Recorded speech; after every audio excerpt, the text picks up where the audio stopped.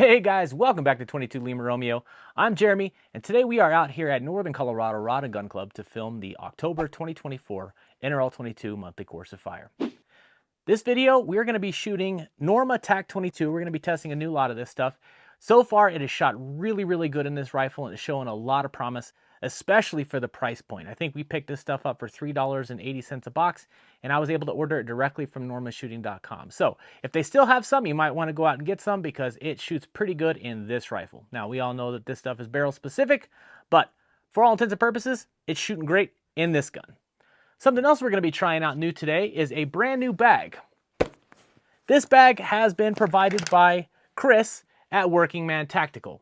They're a new company that just came on the scene, and they are producing some fantastic bags for the price point. Something else that you might notice is different, this freaking awesome jersey. The Australian shooting team provided this jersey to me. They had this thing made up. I'm really grateful for the opportunity to sport this thing. Thank you guys, we really appreciate it. All right guys, well that is enough rambling. Let's go ahead and get some targets set up and get this course of fire underway. First up for the October Course of Fire, we have all tricks, no treats. We have a 2 and 3 inch on a double hanger at 100 yards. We get 10 points per impact on the small target and 7 points per impact on the large target. We're going to start standing, rifle at the high ready and all gear in hand, mag in, action open. On the start signal, build a position on the ladder and fire 2 shots at the target of your choosing, and then change to a new rung. Each rung of the ladder must be used. If you cannot safely engage the targets from the 4th or 5th rung, you may reuse one of the previously used rungs. You must still change rungs after 2 consecutive shots. Call out what target you'll engage before time starts. If you switch targets on the clock, you must announce the switch loud enough for the RO to hear you. Restrictions: a club-provided tripod for rear support is allowed.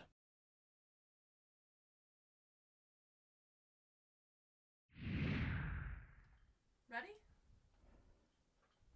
Yep. Stand by. Engage. Starting things off this month, we have ourselves a tripod stage. For my gear, I'll be using the Grey Ops CNC Mini Plate Pro and the Armageddon Gear Mini Plate Pro pad way out there on the end of the Arca rail, and I'll be using a tripod for rear support. I'll have my optic set at about 16 power, and I've dialed the elevation for the 100-yard target. Impact. For my strategy on this stage, I'm going to start on the bottom rung and work my way up from there into a kneeling and then a standing position. Now I want to go to the bottom rung first because that's where I'm most stable. I'm trying to get a good wind call for that 2-inch target, because at that range, that is a pretty difficult target for most rifles, especially off of a prop. Now it's really hard to deny the added stability that you get from using tripod rear. It really does help that rifle become stable on the prop. But the drawback to using tripod for rear support is the amount of time that you take messing around with the tripod, getting it set up right, and getting that reticle on target quickly. There are definitely pros and cons for using it for rear support. But with a little bit of practice, the pros definitely start to outweigh the cons. Now, if you guys are interested in seeing a little more in-depth view on how to use that tripod as rear support, I've got a video from May of this year that you can go check out after this to see a real good view of how I'm utilizing my hand to create a support for that stock. Now you'll notice as I work my way up the ladder, I start to lose some of that stability that I had on the bottom rung. Unfortunately, that's the reality of these positions. The further you get away from the ground, the more naturally unstable you become. And that is why I choose to go on the bottom rung to start a stage like this.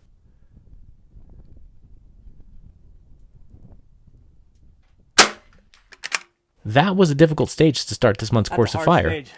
Let's see if he keeps the heat on in the next one. Time? 13 seconds. All right. Next up, we have squad ghouls. We have a 1/2, 3/4, and 1 inch on the KYL rack at 50 yards, and a 2 inch on a double hanger at 85. We're going to start standing, rifle at the high ready and all gear in hand, mag in, action open. On the start signal, build a position on the 55-gallon barrel and engage the KYL rack from large to small. Hit to move on. After 3 shots have been fired, regardless if the KYL targets have been hit or missed, transition to the 5-gallon bucket and engage the far target with 2 shots. Hit or miss, move on. Repeat the target engagement sequence from the 55-gallon barrel and the 5-gallon bucket in the same order and manner. Restrictions: no bipods are allowed.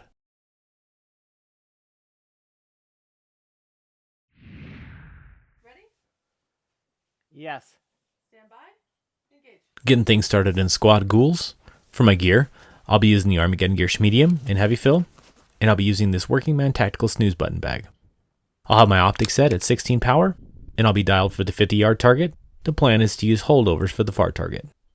Building into position on the 55-gallon drum is something that I would normally do with a bipod. We were outsmarted on this one. Now the idea here is to get as stable as possible and fire these 3 shots at the KOL rack. For this particular segment of the stage, this is hit to move on, so you must impact the target before you move to the next. However, things change when we go to the 5-gallon bucket. That is not a hit to move on, that is hit or miss. So the idea here is to hold over, break these 2 shots, and then get back over to the 55-gallon drum with plenty of time to attempt to slow things down and get that heart rate under control, because it was becoming pretty evident that my heart rate was going to be a point of contention on this stage. Now, a little mental trick that I like to play on myself is to keep in mind that the target that I'm shooting at is only a 1/2 inch wide.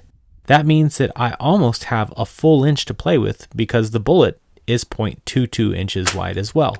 And all you really have to do is touch that target and make it wiggle for the shot to count. So in reviewing this footage, I don't know what's exactly causing such influence on my stock. I think it might be this fill bag. I think this thing might be just a little too big for a guy my size. So I think for match day, I'm going to skip using this bag and try maybe a double knee approach, because I know I can be more stable than what I was seeing in this clip. So far, this Course of Fire has proven to be pretty challenging. Let's go ahead and get into stage 3 and see what it's got in store for us. I really took my time getting my heart rate down and getting my breathing under control when I transferred over to the barrel the second time, because I could see my heartbeat really affecting the reticle. Next up, come Halloween, it's crunch time. We have a 2-inch on a double hanger at 65 yards and a 2.5 also on a double hanger at 92. Restrictions: no dialing of elevation is allowed after the clock starts. Adjusting windage and parallax is still allowed. We're going to start standing, rifle at the high ready and all gear in hand, mag in, action open. On the start signal, build a prone position and begin engaging the targets near to far with 1 shot each, and then repeat the target engagement sequence again until 4 shots have been fired. Then transition to your support side and repeat the process for 4 more shots. Then transition back to your strong side and repeat the process with your last 4 remaining rounds. Note, support side means opposite eye, shoulder, and hand.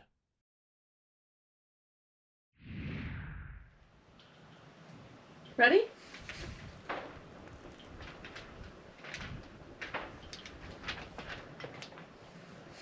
Yep.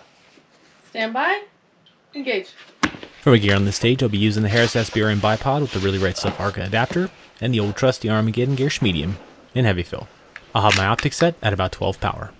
Now, something I forgot to mention was that this is the time stage, where you earn 0.1 bonus point per second remaining on the clock. From a strategy on this stage, I am feeling the need for speed. The trickiest part about this stage is shooting support side. A little practice goes a long way for this, so be sure during your practice sessions that you're getting out there and actually doing some support side shooting.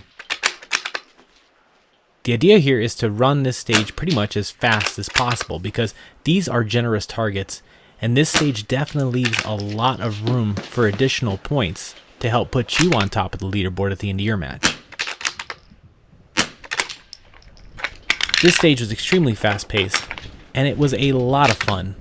Let's get into stage number 4 and see what it has in store for us. 1 minute left, exactly. Nice!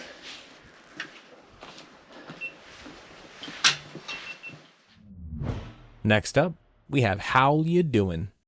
We have a 1/4 inch on a KOL rack at 40 yards, a 1 inch at 50 yards, a 1.5 at 65 yards, another 1.5 at 75 yards, a 2.5 at 85 yards, and a 3 inch at 100 yards. We're going to start standing, rifle at the high ready and all gear in hand, mag in, action open. On the start signal, ascend the rooftop and engage the targets near to far with 2 shots each. Note, for safety, the rifle may be handed to the competitor after ascending. Restrictions: no part of the rifle, equipment, or body may touch the ground after time starts. Ready? Yes, I think so. Stand by. Engage. Getting started in the rooftop stage for my gear, I'll be using the Armageddon Gear Medium for the front, and I'll be using this Working Man Tactical snooze button again for the rear. I'll have my optic set at about 20 power to start, and then I'm going to lower that back down to about 12 to widen my field of view so I can find the rest of the targets in this troop line. Now there is definitely a temptation to shoot this fast, but it's not really necessary because there's not a lot of transitioning that's happening on this stage. So it is okay to really take your time and read the wind and try to center these shots up. The nice thing about this stage, it is a double tap per target. And those opportunities really do make you more effective at figuring out what that wind is doing the further that bullet gets away from you. As long as you're keeping your fundamentals in mind, a stage like this offers a unique opportunity to test your data on your trajectories for pretty much the entire course of fire. And that really does help build confidence for shots later on in the match. So I have a little question for you guys. When you are faced with a troop line like this at a match, do you take the opportunity to go fast, or do you take it to go slow and do a little data collection? Let me know in the comments down below. This Working Man Tactical Bag is proving to be really useful on this particular prop. It fills the void underneath the stock really well, and I see a lot of stability in that reticle because of it. Change. These last two stages have been pretty easy compared to the beginning of this match. Let's go ahead and get into the fifth stage and see what it's got in store for us. 20 seconds left. You got all the time in the world on that one. Yep. Good stuff.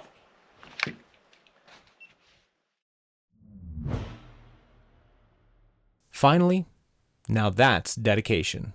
We have a 1.5 at 76 yards on a single hanger.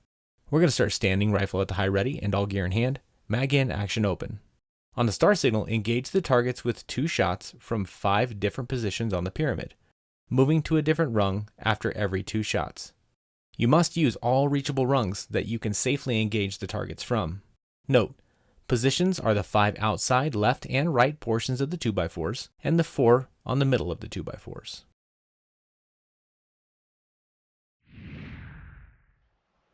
Ready?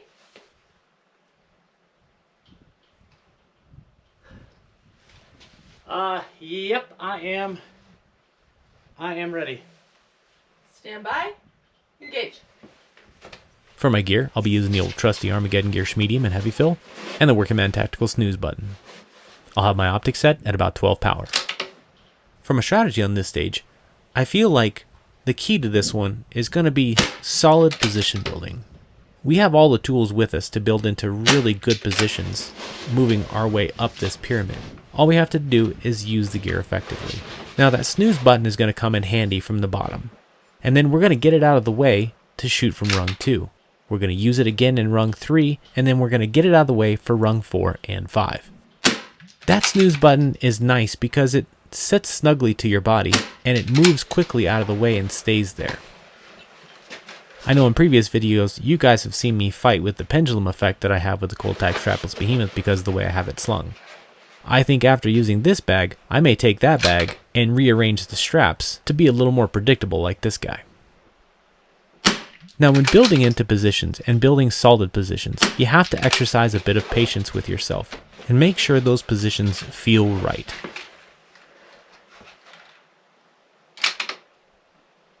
If you find yourself struggling to maintain a position, it's worth taking the time to adjust yourself and make it so that you're square and stable before you start that trigger squeeze.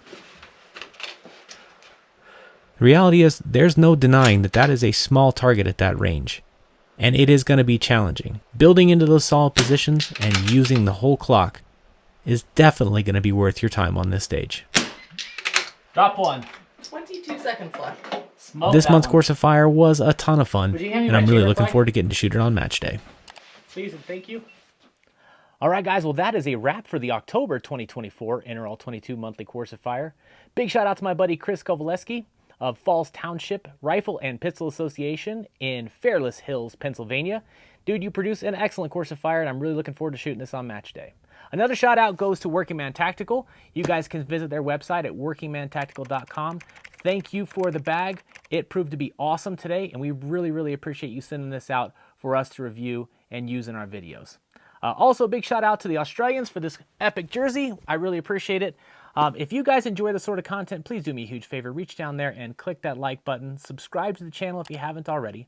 And if you feel like supporting the channel, you can support us at buymeacoffee.com/22 Lima Romeo. As of right now, we're going to pack up our stuff and get out of here. Again, we really appreciate you tuning in, and we hope to see you out on the range.